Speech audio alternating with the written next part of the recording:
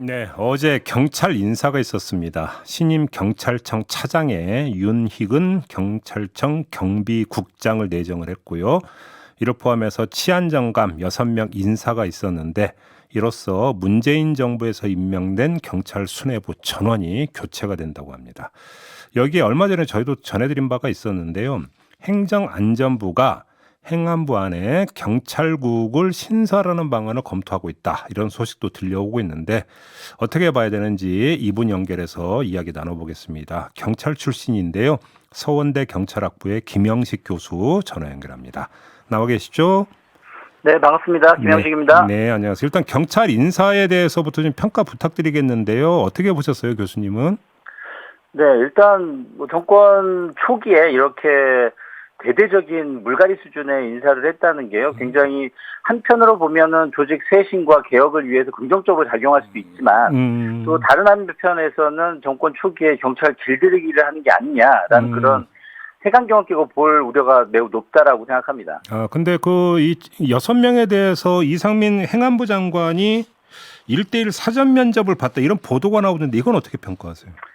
네, 아마 그게 무슨 뭐 면접 수준의 그런 만남은 아니었을 거고요. 통상적으로 행안부 장관이 새로 취임하면 경찰 고위층과의 어떤 면담은 있었습니다. 뭐 이번에도 아마 그런 차원일 거라는 생각은 듭니다. 다만 이제 파격적인 인사 이후에 그리고 또 마침 공교롭게도 7월 달에 경찰청장 교체 시기인데 그 후보군들을 이렇게 개별적으로 접촉했다는 측면에서는 오해의 소지가 분명히 있고요. 그리고 당사자들 입장에서는 굉장히 좀 여러 가지 생각을 하지 않았을까라는 생각입니다. 그러니까 지금 교수님 말씀해 주신 거 지금 핵심 포인트는 김창룡 현 경찰청장의 임기가 7월 23일로 이제 끝나는 거 아니겠습니까? 그래서 차기 경찰청장이 누가 되느냐인데 요번에 경찰청 차장으로 내정된 윤희근 차장 내정자가 그러니까 청장 되는 거 아니야? 다들 이렇게 전망하던데 교수님도 같은 전망이세요? 일단 치안정감 인사 내정을 할 때 그거 차기 경찰청장을 염두에 두고 내정을 했다라고 생각이 들고요. 네. 왜냐면 7월달 교체 시기와 맞물렸을 때는 당연히 그렇게 하는 것이 합리적이라고 보여지고요. 네. 그리고 이제 경찰청 차장과 그리고 일선 시도경찰청장하고 좀 달라요. 시도경찰청장 같은 경우는 임명한 이후에 한두 달 만에 교체하면 이거 조직의 어떤 안정성이 굉장히 우려가 크거든요. 그렇죠. 그런 면에서는 경찰청 차장이 자연스럽게 경찰청장으로 승진하는 것이 가장 합리적인 방안이죠. 근데 이 윤희근 차장 같은 경우 이 지난해 12월에 치안감 승진이 됐고 또 6개월 만에 치안정감이 됐고 2달 만에 경찰청장으로 만약에 간다. 이러면 엄청 초고속 승진이라고 했는데 경찰에서 이런 전례가 있습니까? 엄청 빠른 겁니까? 이게 아주 그냥 일반적이진 않죠. 근데 그렇다고 해서 이게 불법적이거나 불합리한 건 아니고요. 또 이제 경찰 인사에서는 치안감 이상의 인사에서는 그 기간이나 나이가 중요하지 않거든요. 그런 면에서 윤희근 치안정감이 치안감 이후에 승진하는 행보는 그게 큰 문제가 되진 않는다고 봅니다. 그래요. 근데 이분은 어떤 분이에요? 일단 경찰대학 출신이시고요. 그리고 다양한 정보 수사를 비롯해서 다양한 경험을 한 인사입니다. 대부분 치안정감에 내정되신 분들, 지금 승진 발령 나신 분들 같은 경우에 다양한 경험을 한 역량을 갖추신 분들인데요. 그 중에서 이제 경찰 수장으로서 다양한 조정 능력과 정무 능력, 그런 걸 두루 갖춘 인사라고 하면 그 중에서 윤희근 청장 같은 경우에는 가장 적임자 중에 한 명이라고 평가됩니다. 그렇게 평가를 하시는 거고. 알겠습니다. 좀 이제 이 문제로 좀 넘어가겠는데요. 저희도 며칠 전에 전해드린 바가 있는데 어떤 보도가 있었냐면 행정안전부가 법무부에 그러니까 검찰국이 있는 것처럼 행안부 안에 경찰국을 설치하는 방안을 검토하고 있다는 보도가 있었어요. 일단 교수님은 어떻게 파악하고 계세요? 네, 일단 저도 언론 보도를 통해서 파악이 됐고요. 또 경찰 내부에서도 이런 사항에 대해서 이제 감지를 하고 상당히 이제 거부감을 나타내고 있지만 속으로는 거부감은 있지만 겉으로는 이제 드러나지 못하고 있는 실정이거든요. 이게 만약에 경찰국이 만들어지게 된다라고 하면 이제 소위 법무부 검찰국과 유사한 형태거든요. 형식적으로는. 그렇겠죠. 근데 그 이면을 들여다보면 이제 경찰 같은 경우에는 경찰청장이 차관급이에요. 그리고 또 그 법무부 같은 경우에는 다들 검사들이잖아요. 근데 경찰 같은 경우에는 정말 특정직 경찰 공무원이고 또 계급 사회고 이런 걸 봤을 때는 저기 행안부에 경찰국이라는 게 만들어진다고 하면 네. 이제는 행안부에 굉장히 종속되고 인사적으로 예속되는 그런 경향을 보일 겁니다. 그러면 경찰청장은 어떻게 보면 허수아비가 될 우려가 있거든요. 행안부의 눈치를 안 볼 수가 없는 상황이 되기 때문에 예. 좀 우려되는 측면이 큽니다. 실제로 그렇게 된다면 행안부 장관이 그러니까 결국 경찰을 핸들링할 수 있다 이런 말씀이신가요? 그렇죠. 지금은 행안부 장관이 소위 말해서 실세 장관이잖아요. 네. 그러니까 본인이 이렇게 의도를 가지고 이렇게 추진하고 있습니다만 행안부 장관이 또 실세가 아닌 사람이 올 수도 있어요. 그렇게 됐을 때는 경찰 조직에 정말 인사나 예산적으로 많은 혼란이 우려가 되기도 합니다. 네. 자, 그러면 이 방송을 들으시는 우리 그 애청자 여러분들의 좀 이해를 돕기 위해서 그러면 현재는 경찰을 어떤 식으로 지금 통제를 하고 어떻게 관리가 되고 있는 겁니까? 현행 시스템으로는? 현행 시스템으로는 법적으로는요. 예. 경찰청이라는 것은 행정안전부 소속이긴 해요. 다만 외청입니다. 독립된 외청이라서 인사와 예산이 독립적으로 운영이 돼요. 네. 그리고 이 경찰청의 사무에 대해서 통제를 하기 위해서 행안부 장관 소속의 국가경찰위원회라는 게 있습니다. 네. 이거는 상설 행정기관이 아니고요. 예. 안건이 있을 때마다 심의의결하는 심의의결기관이거든요. 예. 그 위원들은 이제 대통령이 임명을 하게 되고요. 주로 이제 외부 전문가나 이런 분들이 위원으로 구성이 되는 건가요? 그 법조계 인사라든지 시민단체, 이제 경찰 출신도 상임위원으로 보통 한 명이 치안정감 출신들이 보통은 2년 임기로 임명이 되는데요. 네. 근데 사실 91년 경찰법 제정 당시에 만들어졌는데 그 이후부터 꾸준히 그 비판을 받아온 게 너무 거수기 역할만 한다. 그동안 일부 개선된 부분이 있습니다만 아직도 경찰을 통제하고 감독하는 부분에 있어서는 거의 형식적이고요. 아직도 거수기 역할 수준에 불과합니다. 아, 그러니까 좀 명목은 있지만 실질적으로 이제 그 경찰을 좀 통제한다고 보기는 어렵다 이런 말씀이신 거고. 네, 맞습니다. 근데 그럼에도 불구하고 원리는 경찰에 대한 시민적 통제와 민주적 통제는 당연한 거고 거기다가 검경 수사권 조정으로 더 그러니까 그 경찰의 권한이 커졌기 때문에 통제의 필요성은 당연히 이거는 반대할 사람은 없을 것 같은데. 어떻게 통제할 것이냐가 이제 핵심 쟁점인데 행안부에 경찰국을 두는 건 아니다 이런 말씀이신 거죠?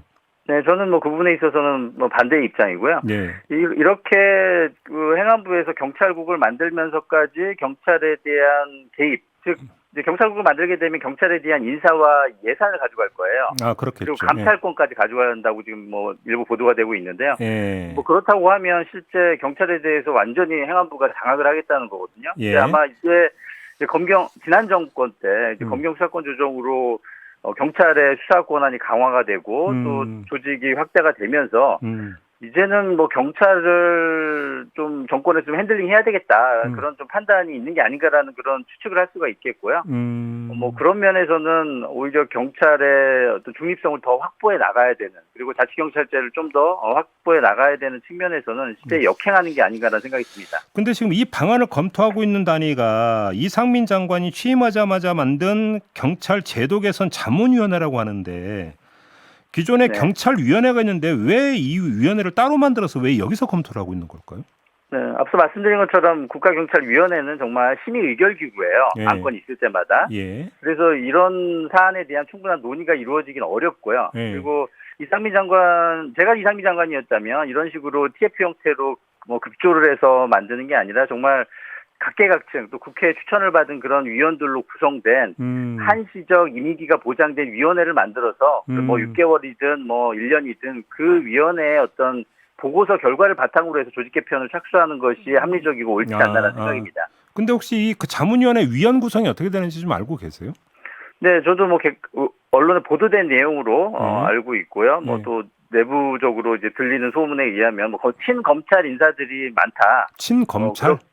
네, 그렇죠. 그동안에 이제 좀 검찰 측의 입장을 많이 옹호했던 분들이 포함되어 있는 걸로 알고 있습니다. 아니, 경찰 제도 개선 자문위원회인데 왜 친검찰 인사들이 많은 거죠?